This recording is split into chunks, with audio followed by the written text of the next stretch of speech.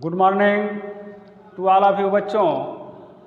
आज ई क्लास में कक्षा 10A विषय गृह विज्ञान में अध्ययन किया जाएगा वायु को उच्छ्वास योग्य बनाना। बच्चों, जैसा कि श्वसन तंत्र के प्रारंभिक ज्ञान का चैप्टर चल रहा है, जिसमें वायुमंडल में जो भी गैसें हैं उसको कितना गैस अवशोषित किया जाता है और कौन कौन सी गैस हैं, इन सभी गैसों के बारे में हमने अध्ययन किया था।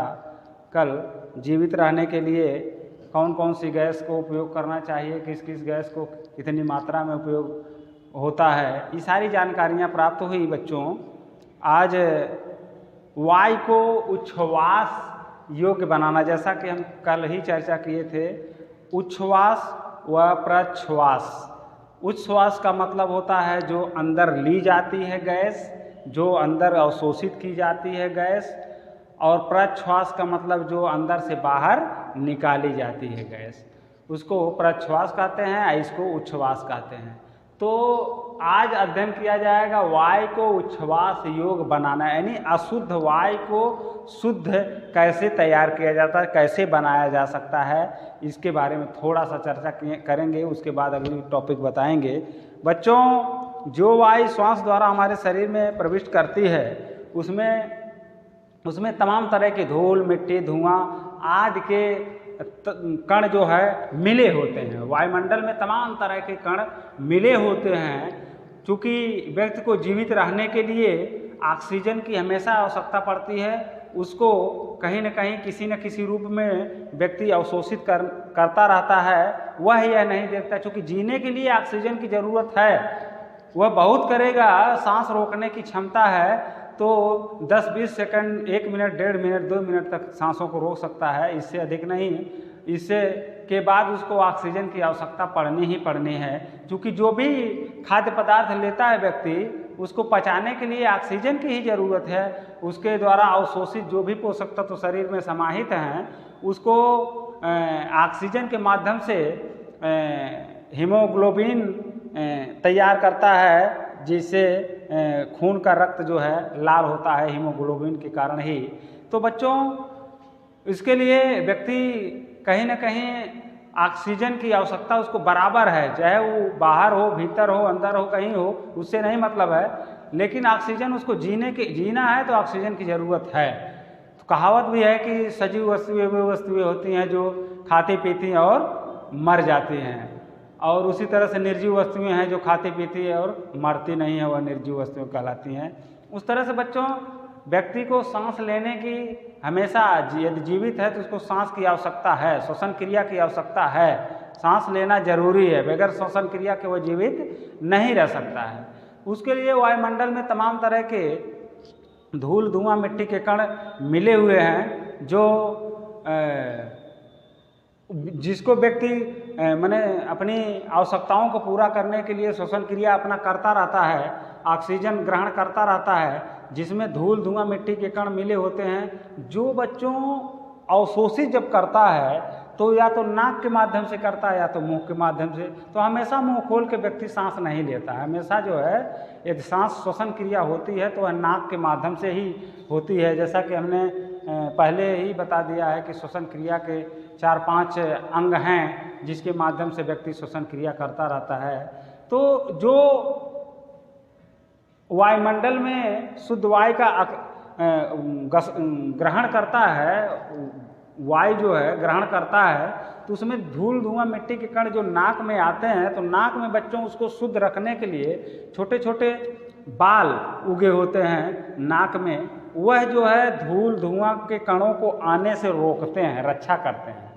यदि कुछ वह जो है, जो भी धूल, धुआं कण आते हैं उस पर चिपक जाते हैं, जो अंदर जाने से आपके फेफड़े को शुद्ध वायु चाहिए तो उससे बचाते हैं। शुद्ध वायु ही भेजते हैं, अशुद्धता को वहीं रोक लेते हैं। यदि उनसे बच के कुछ वायु अंदर पहुंच भी रही है तो उसमें जो है श्लेष्मा, उसमें श्लेष्मा नामक जो है चिपचिपा पदार्थ होता है। चिपचिपा पदार्थ होता है श्लेष्मा नामक, वह जो है उसमें जाके चिपक जाते हैं और उसमें एक प्रकार के कीटनाशक जो है तत्व होते हैं जो उसको नष्ट कर देते हैं। उसमें जो भी किसी भी प्रकार के कीटनाशक तत्व हैं तो वह उसको नष्ट कर देते हैं, जिससे जो भी शुद्ध वायु बचती है, जो भी शुद्ध वायु बचती है वह आराम से आसानी से वह फेफड़े अवशोषित करते हैं। फेफड़े के माध्यम जो शुद्धिकरण होता है रक्त का, तो वहाँ आसान से शुद्ध वायु जो है पहुँच जाती है। वह श्लेष्मा नामक जो है चिपचिपा पदार्थ जो है वह नाक के अंदर जो पाया जाता है वह उसको उसमें जाके चिपक जाते हैं, जिससे वह दूषित पदार्थ अंदर नहीं जा पाते हैं।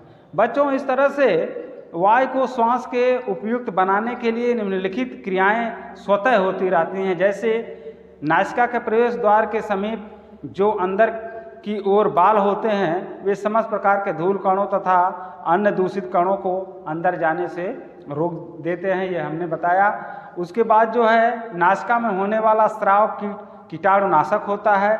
कीटाणु श्लेष्मा, अभी बताया ना, श्लेष्मा के संपर्क में आते ही वह नष्ट हो जाते हैं। श्लेष्मा एक चिपचिपा पदार्थ होता है, नाक में चिपचिपा पदार्थ होता है जिस पर वह जाके चिपक जाता है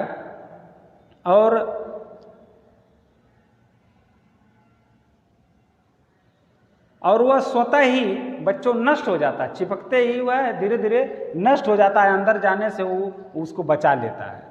धूल तथा अन्य वस्तुओं के कण तथा कीटाणु जो नासिका में से आगे निकल जाते हैं उनको नष्ट करने के लिए श्वसन मार्ग के अंदर की ओर श्लेष्मा की झिल्ली के स्तर में बालों के समान प्रवर्ध होते हैं। बालों के समान यानी रोमा जिसको कह लीजिए, प्रवर्ध होते हैं। यह रोमक कहलाते हैं, जिसको रोमक कहा जाता है। रोमा को ही रोमक कहते हैं। हम लोग अपनी भाषा में, भोजपुरी भाषा में रोमा बोलते हैं, तो उसको रोमक के नाम से जाना जाता है। लगातार हिलते रहते हैं। यह प्रवर्ध बाहरी हानिकारक वस्तुओं को ऊपर की ओर कंठ तक धकेल देते हैं, जिससे वे या तो थूक के द्वारा बाहर निकल जाते हैं अथवा अंदर निगल लिए जाते हैं।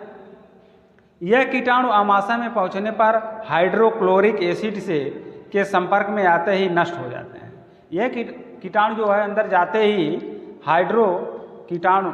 यह कीटाणु आमाशय में पहुंचने पर ही हाइड्रोक्लोरिक एसिड के संपर्क में आते ही नष्ट हो जाते हैं। श्लेष्मा झिल्ली के चिपचिपे स्रावों में भी कुछ धूल कण या कीटाणु चिपक जाते हैं। इस प्रकार उन समस्त हानिकारक पदार्थों से फेफड़ों की सुरक्षा हो जाती है। वायु कभी कभी बहुत ठंडी एवं शुष्क होती है। वह दोनों ही परिस्थितियों या स्थितियाँ फेफड़ों को हानि पहुंचाती है।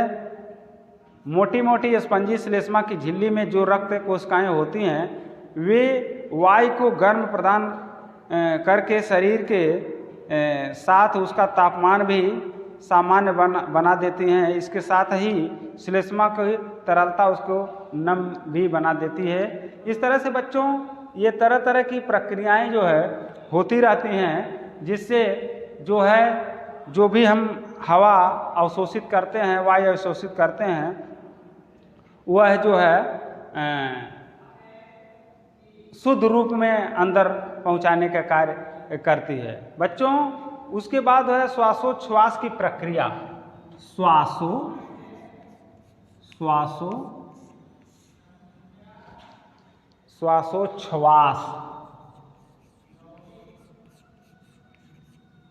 श्वास की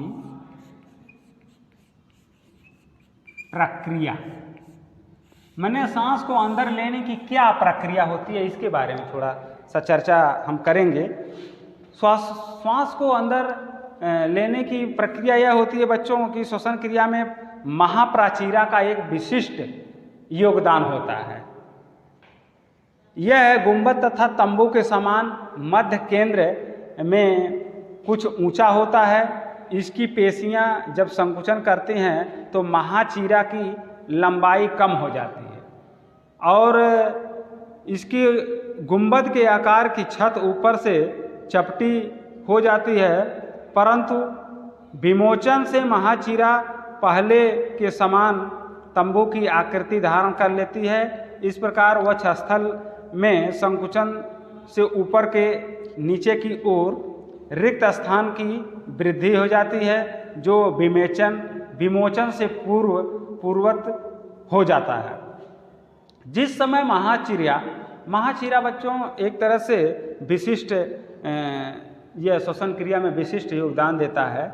जिस समय महाचीरा संकुचित होती है तो पसलियों को जोड़ने वाली वक्ष कोशिका पेशियां भी उसी समय संकुचन द्वारा पसलियों को ऊपर उठाकर वक्ष गुहा 2 को दाएं बाएं बढ़ाती रहती है। वे सिकुड़कर छोटी सी हो जाती हैं, जो उरोस्थ को भी सामने की तरफ धकेलती हैं, जिससे वक्ष का घेरा आगे पीछे ही नहीं बल्कि दाएं बाएं भी बढ़ जाता है। अतः वक्ष ऊपर नीचे और आगे पीछे दाएं बाएं बढ़कर वक्ष में अधिक रिक्त स्थान उत्पन्न करता है, जिसको भरने के लिए फेफड़े फैलते हैं और फेफड़ों के अंदर रिक्त स्थान बढ़ता है, जिसे भरने के लिए नासिका मार्ग से वायु तीव्र गति से अंदर की ओर प्रविष्ट करती है। वायु के इस प्रवेश को उच्छ्वास कहते हैं। महाचीरा के विमोचन के साथ पसलियों को जोड़ने वाली पेशियां जिनका संकुचन हुआ था, उनका भी अब विमोचन होता है, जिससे वे अपनी पूर्व स्थिति प्राप्त कर लेते हैं। अतः महाचीरा का गुंबज ऊपर की ओर उठ जाता है, जिससे वक्षी गुहा फिर यथावत ऊपर नीचे छोटी हो जाती हैं। पसलियों में स्थित पेशियां भी शिथिलन से भी वक्षी गुहा पहले के समान स्थिति प्राप्त कर लेती हैं।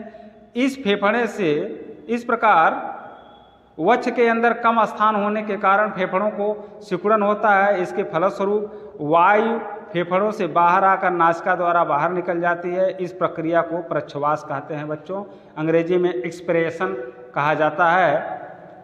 यह वक्षी पेशियों के स्वाभाविक संकुचन एवं विमोचन के परिणाम स्वरूप होता है। श्वसन में सहायता देने वाली ये मांसपेशियां अनैच्छिक प्रकार की होती हैं, अर्थात इनका कार्य स्वाभाविक होता है।